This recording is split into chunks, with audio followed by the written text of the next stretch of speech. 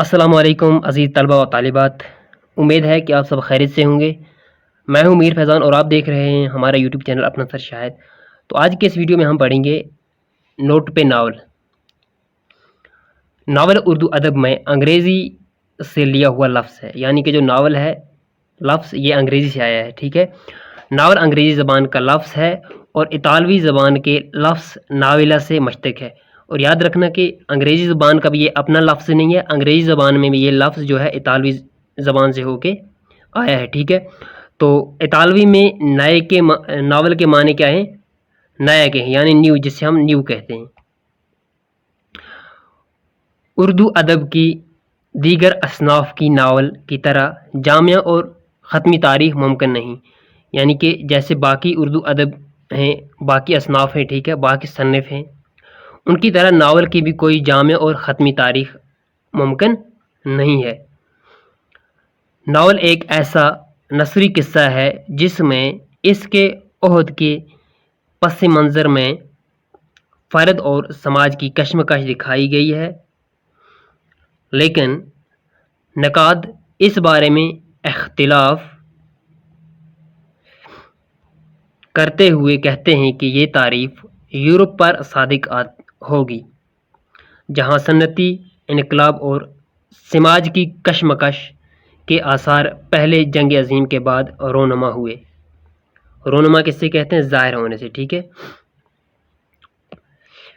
اب ناول کے فن کے بارے میں پڑھتے ہیں، ٹھیک ہے، یہ بھی ناول کا ہی حصہ ہے۔ فنی اور بنیادی اعتبار سے ناول کی نمایاں اجزاء ترکیبی اس طرح ہیں، یعنی کہ یہاں پر ہمیں ناول کے اجزاء پڑھنے، ٹھیک ہے۔ پلاٹ، کردار، مکالمہ، منظر نگاری، موضوع اور نقطہ عروج وغیرہ، یہ ناول کے کیا ہیں؟ اجزاء ترکیبی ہیں۔ جس وقت ہندوستان سیاسی، سماجی اور تہذیبی تبدیلی سے دوچار تھا، اسی وقت ڈپٹی نذیر احمد نے اصلاحی ناول لکھے، جن میں سب سے پہلا میرات العروس، اس کے بعد منشی پریم چند کا گیودان، عصمت چغتائی کا ضدی، میرات العین حیدری کا میرے بھی صنم خانے، سفینہ غم دل کا آگ کا دریا اور سرشار نے افسانے آزاد جیسے شاہکارانہ ناول لکھے۔ ناول نگاری زندگی کی تحریر کشی کرنے کے مختلف فن ہے۔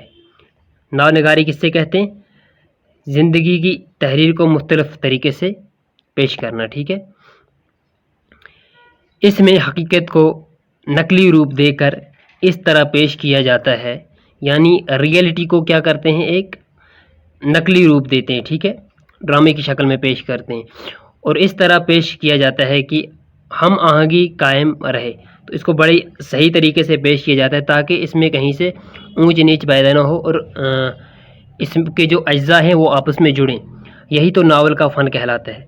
تو یہی چیز ناول کا فن کہلاتا ہے کہ جو اس کی اجزاء ہیں وہ اپنی ترکیب کے مطابق جڑیں، ٹھیک ہے۔ پلاٹ، کردار، مکالمہ وغیرہ جو ہیں یہ اس میں جڑنے چاہیے، ٹھیک ہے۔